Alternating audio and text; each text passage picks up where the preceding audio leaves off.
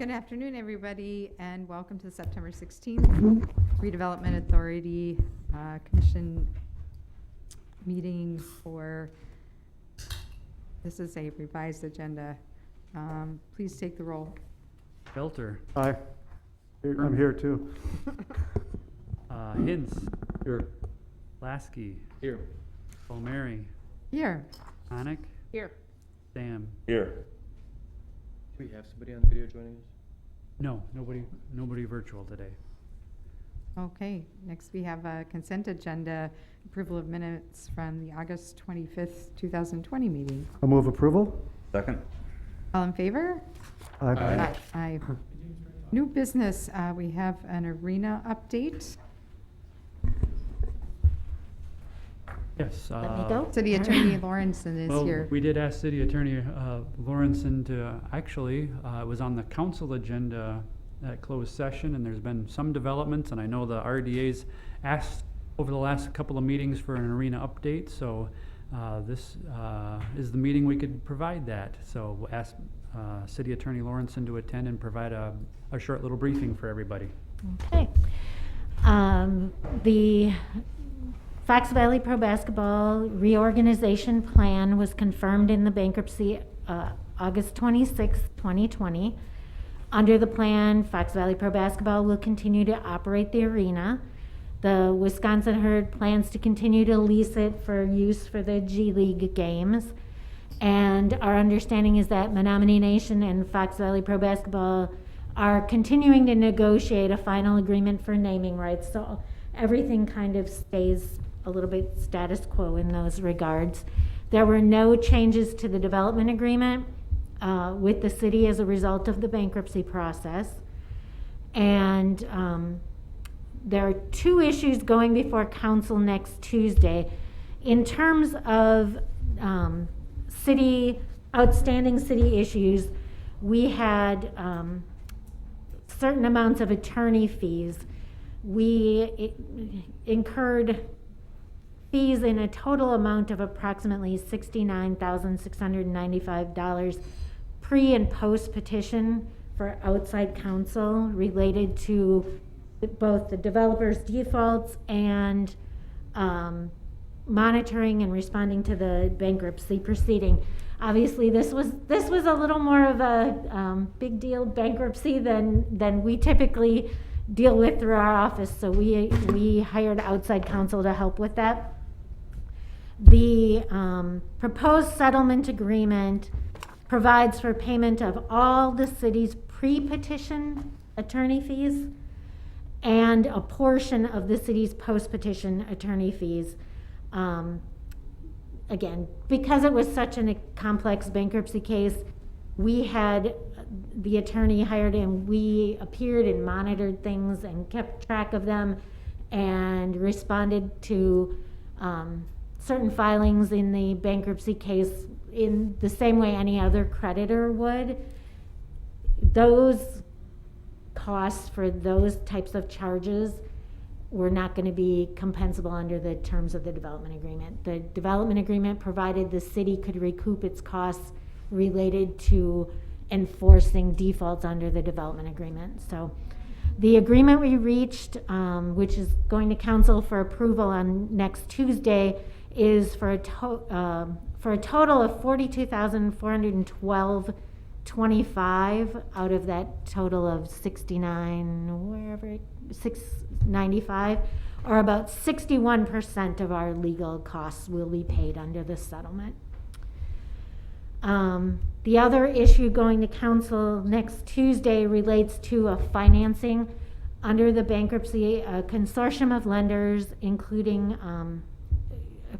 Two Willows, who had been involved previously, has agreed to lend Fox Valley Pro Basketball about $2.2 million as exit financing. They are requesting certain assurances from the city in connection with that financing. Most of them are simply facts or they're restatements of things in the development agreement. The one that was a little bit up in the air until the attorney fees issue is settled is in relation to defaults under the development agreement. Currently, because we claim those attorney fees, there is a default. If the settlement passes council and the council agrees to it, that would correct that default. And that's the last remaining default under the development agreement at this time. So, yep. Did you have? Oh, okay. So that is also going to council that if they accept the development agreement, then they would also authorize us to make those representations in connection with that exit financing. The other remaining issue is the status of the real estate transfer. We are working with DNR to obtain the final VPLE paperwork. We had talked about a no-poke restrictive covenant previously on the property, basically telling Fox Valley Pro Basketball, you can't go in and, while we still have obligations under the development agreement, you can't go in and poke, I want to use the term, but that's not it. Excavate, Thank drill? you. Excavate or look for additional environmental issues that might become the responsibility of the city under our agreement. We were able, working with the debtor, Fox Valley Pro Basketball, and working with the bankruptcy court, we had that no poke provision actually included in the orders issued by the bankruptcy court. So that's agreed to, which is a good thing for the city and the RDA. And as soon as we get the VPLE, we will be in a position to transfer the property. I hate to give you timelines because I have lied to you unintentionally before, but I'm hoping for in the next 2 months to be able to come back and tell you we have completed that paperwork and we're done with the closing, but I won't let you hold me to it.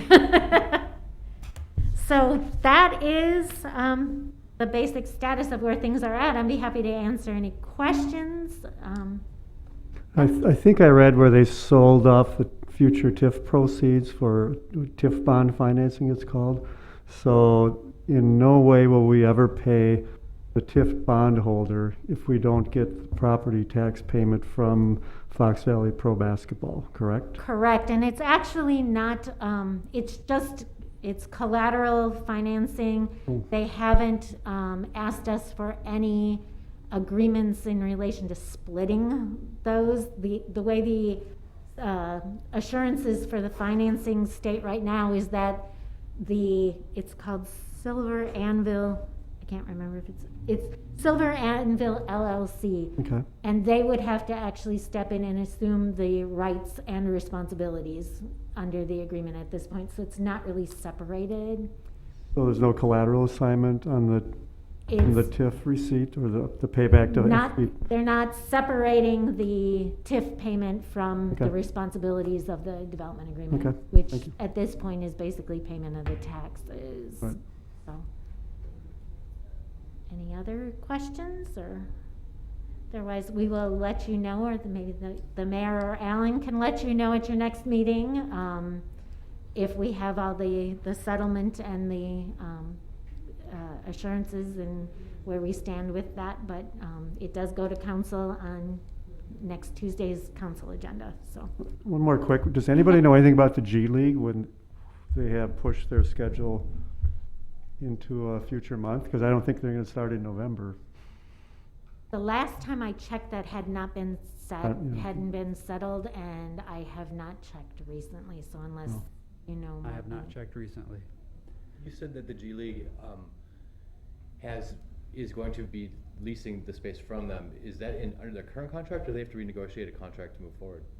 I don't know if they renegotiated any of the items, but they are planning to lease it and use that facility. So. It was a 7-year lease, so I assume they just maintain that, but they're in default of that. What would bankruptcy play into that? You could be in default. They could call a default and walk away from the lease, but. Thank you. That was good information. Thank you. All right, thanks. Thank you. All right, next we have a public hearing on the Consolidated Annual Performance and Evaluation Report. And we'll open for public comment. We have those, is anyone here for public comment on the Consolidated Annual Performance and Evaluation Report? Or did we receive any kind of email or written comments? No written comments. Okay. All right. Is it pretty typical for this process in non-COVID times? I'm sorry? Is this pretty typical to not have feedback in non-COVID times? Yes. Okay, thank you. All right. Where would the public find this?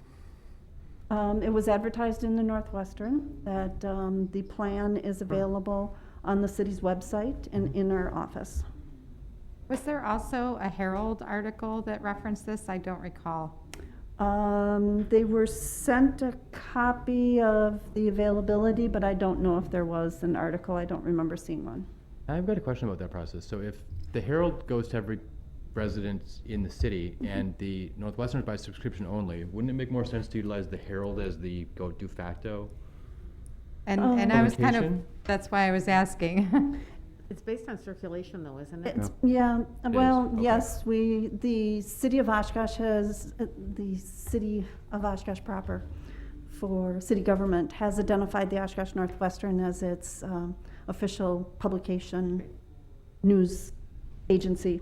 And I believe that as of a couple of months ago, the Herald was seeking whatever the criteria is to be considered a legal publication of record. Okay. And I'm not sure where they are in that Thank you. process. Okay. Thank you. But I think there's a certain milestone that they had to reach in order to be,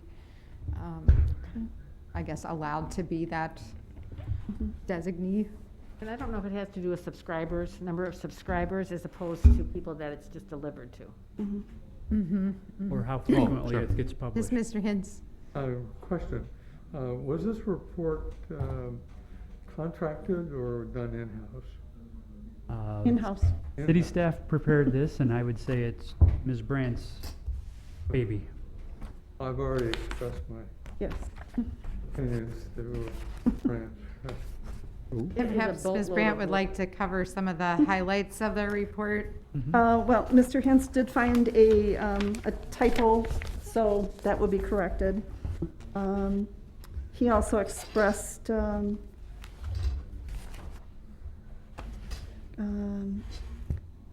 his thoughts that the number of people served, which is 49,000, seemed high for Oshkosh, but that is how the public service agencies report. It's not based on an one-time service. It's every time that somebody enters a facility, it's counted as another person. And a lot of those numbers are based on the food bank participation, is what I remember reading. Oh, yeah, any of the public service agencies, yes. And so somebody could actually visit 3 or 4 different agencies who are receiving. Correct. funds, Well, And they would be, so it's not an unduplicated count. Mr. Hintz? yeah, well, that's what I'm assuming. I mean, say that there was service to 49,000 people, is a lot of people, so I mean, it must be an duplicated count. So it's the number of Visits. visits, not the number of families assisted. Right. Individuals, but I mean, Really if a I, big misnomer, really. if Yeah. I were I agree.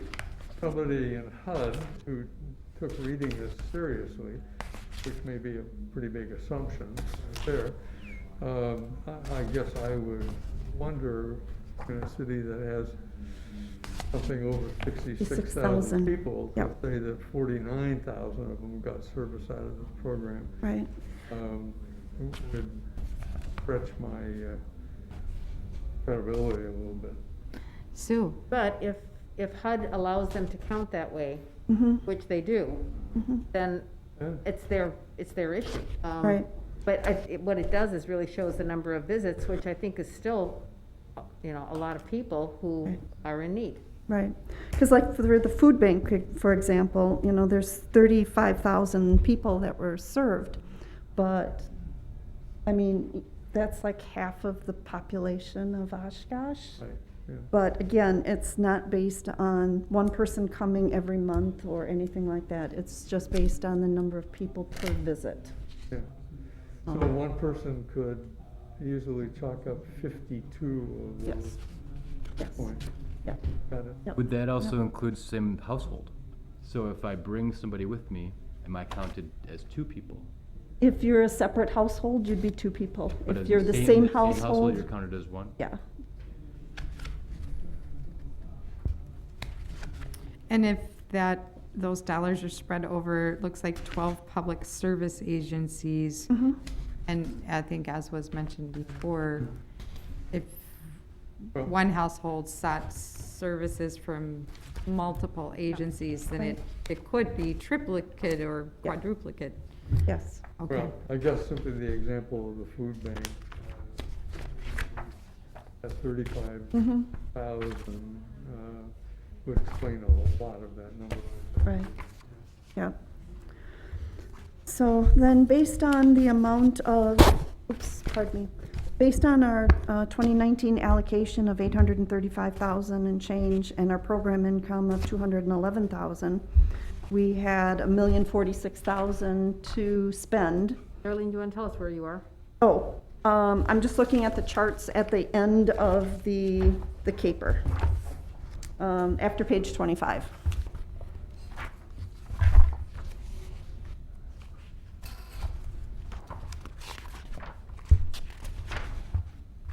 So that first chart there is showing our allocation on line 2, our program income that we received on line 5, showing that we had $1,046,000 to spend on line 8. Okay. So then, based Sorry, on what page? I've 20, lost. well, 26, it'll be the page right after 25. Just not numbered. Yeah, the charts are not It's the numbered. first unnumbered page. Yep, okay. Okay. So then if we go down to line 15, it shows our total expenditures of $823,000 that we spent in the 2019 program year. Any funds still available are spent in the following program year. Does it reduce the funding we get for the following program year? Is it reduced? Does the hangover that goes into the next program year Reduce the that? amount of No, funding no. that we get? Okay, so it's an No. addition. Yep, Okay. yep. And the program year for federal government is not our calendar year budget, which Correct. has always been a problem for trying Yeah. to track it with city finance. Isn't it like March to April or something? Our program year is May 1st to April 30th. So yeah, any of the funds not spent, and that could be because, this year because of COVID, some of the agencies were not in the office all the time, so they requested the carryover of funds past that April 30th deadline for spending funds.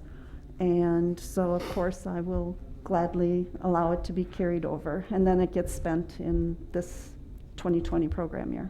And this doesn't include any of that additional CDBG dollars that was allocated, the half again amount, because did we ever get those rules of how we could even use that? They got draft rules a week or two ago, so Okay. we're hoping we get final rules within a month, so yes. But then would that'll that be a separate. separate Yes. report? Yes. Then this, it would not be in that next year's, okay. Yeah, no, that's going to be separate funding, separate reporting, separate documentation, more reporting. So I had a question on the following page then, Yep. on line, well, I guess there's not a line number, but down towards the bottom where it talks about housing and down payment assistance, it shows, $10,000. And I'm assuming then if that was a $5,000 each, that only two? No, the CDBG program provides up to $10,000 in down payment assistance or closing cost assistance. So there was only one that was accomplished in this past program year. Okay, so the sold on Oshkosh dollars is separate from Correct. this. Yep. So we only had one in Mhm. 2019. Yep. For block grant purposes. Yep. We had more under the sold on Oshkosh, actually. That's Okay. under HNI fund. Okay, okay. All All right. Is there anything on page 1 that you didn't follow? No, unless Okay. somebody had any questions. It just goes through the various categories of low to moderate income benefit, Right, okay. public service, and admin costs. So unless somebody had any questions on that. And I think I saw that public service is about, what percent again? Maximum of 15%. Okay. And it was at 10 or 13 or something? Yeah, we're at 10.75, yes. And that's Is- the program. Sorry. Is this the first year that we didn't use the full available amount? No, it always varies because of carryover from previous year.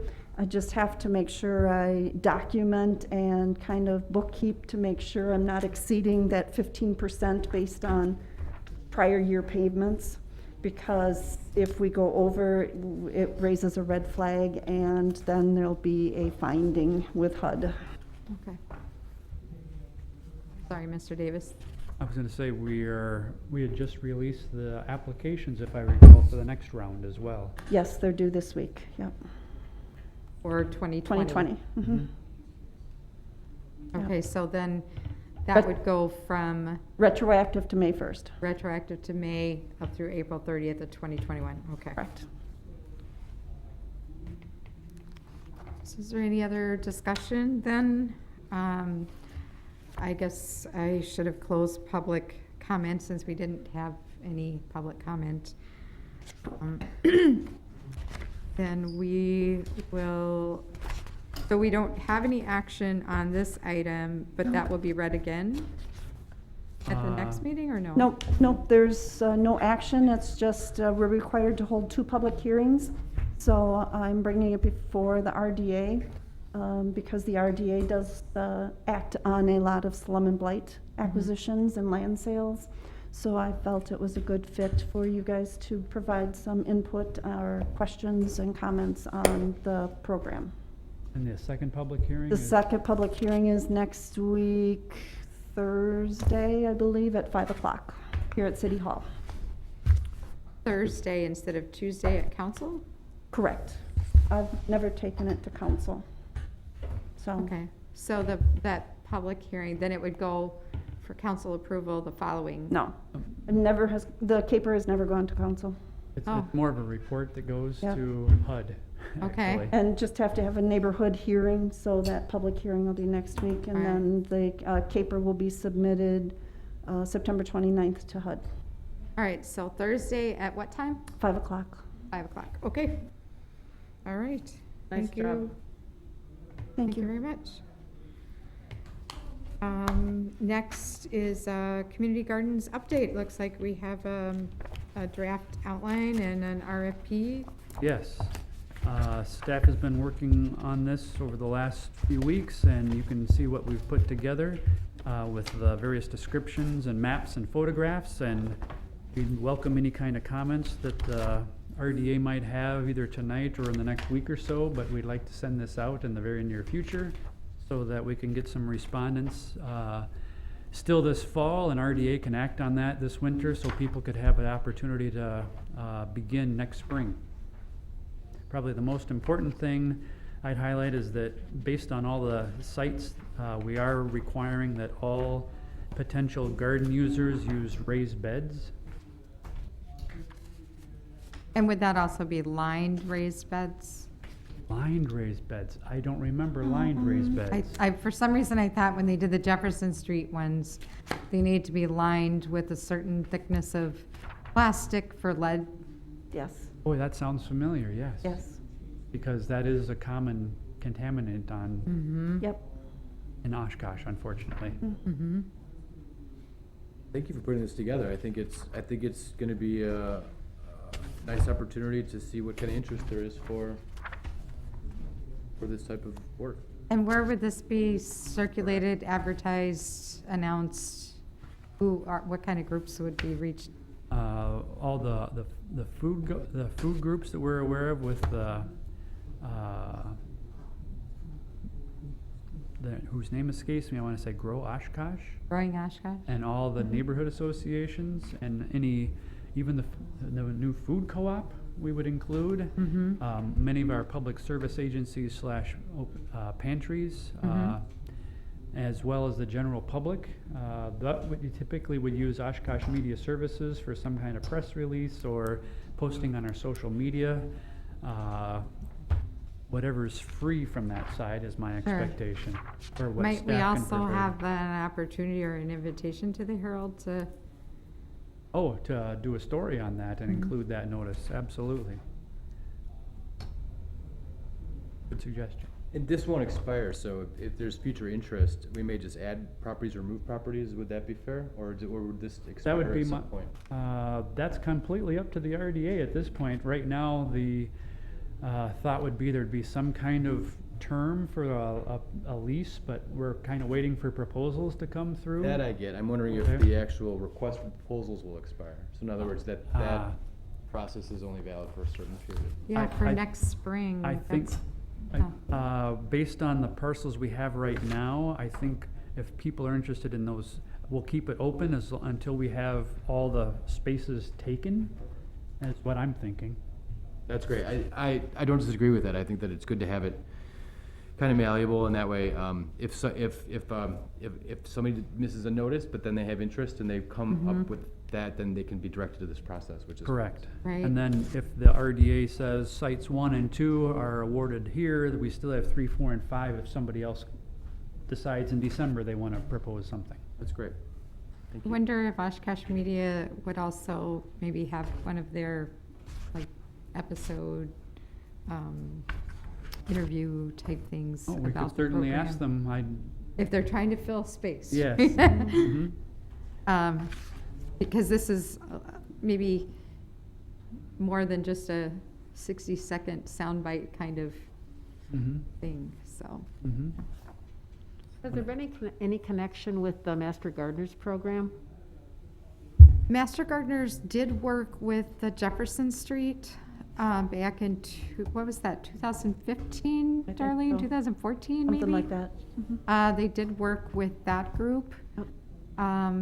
I know when that came up for our neighborhood several years back, at that time, they didn't have enough volunteers to do that kind of one-on-one, but certainly, I guess that's dependent upon how many people are active and getting in their hours for their certification. Right. So that might be another one to add to the list of folks being Within- circulated. mhm. Or even, I wonder about the extension, the UWExtension. The gardeners come through Extension. Oh, that's right. Yeah. They're Yeah, you get trained. They're through- partners. yeah. Oh, That's right. Yep. And years ago, I think, I don't know if Advocap was doing some gardening, but, some garden plots, but I don't know if they still do it any longer.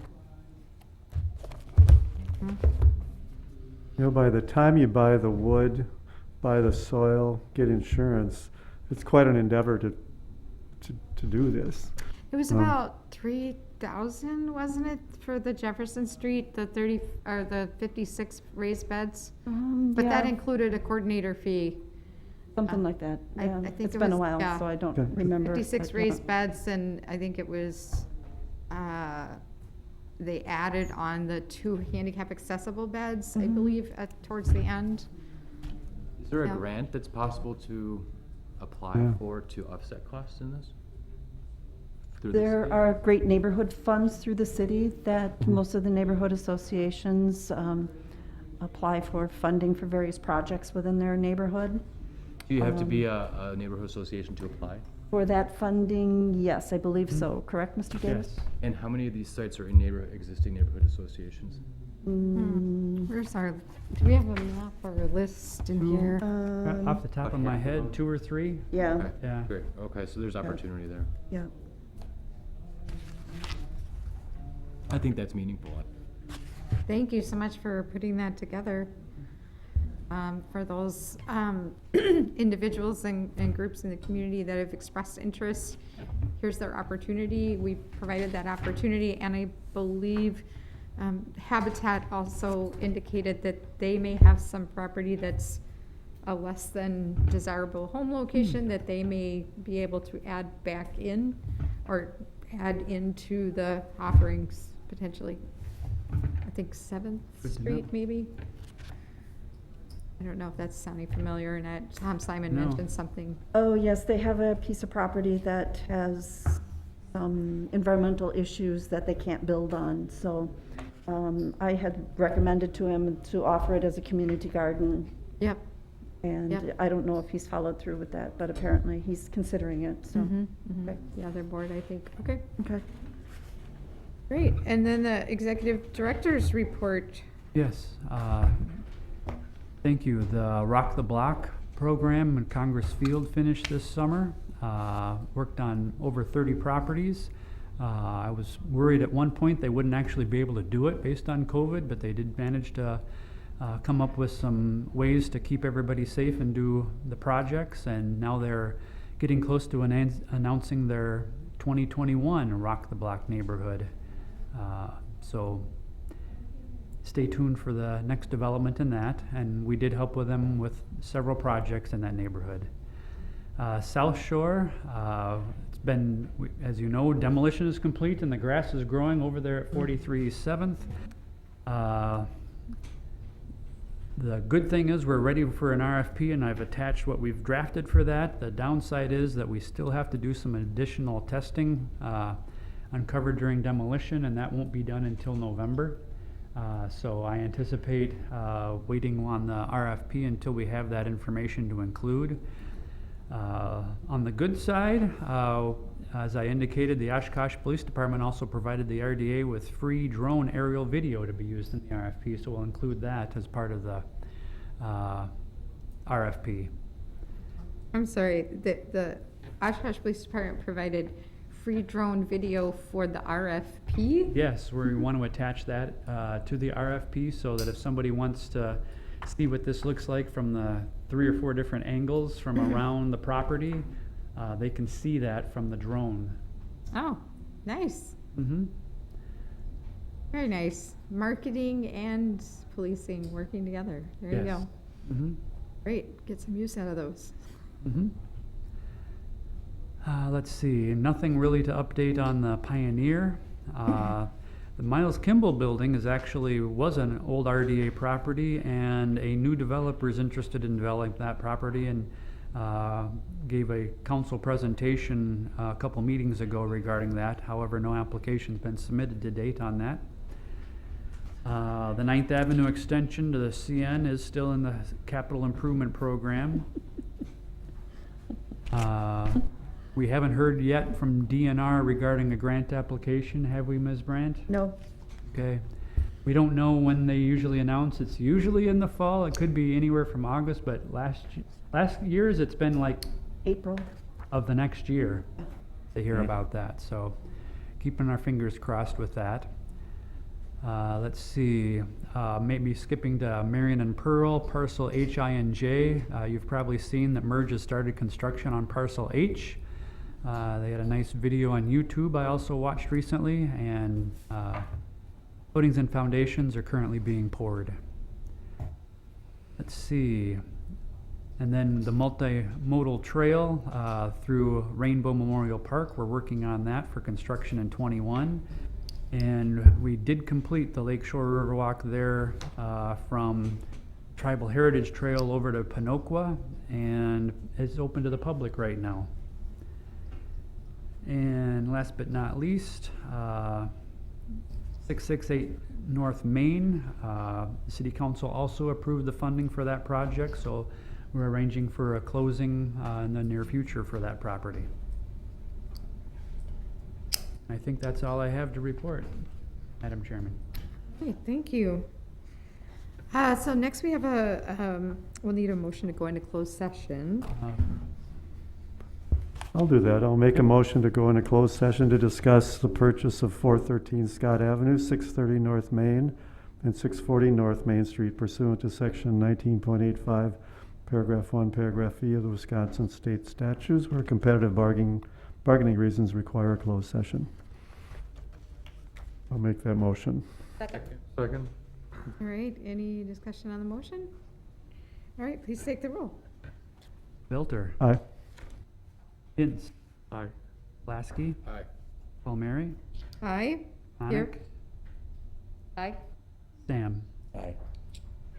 Motion carried.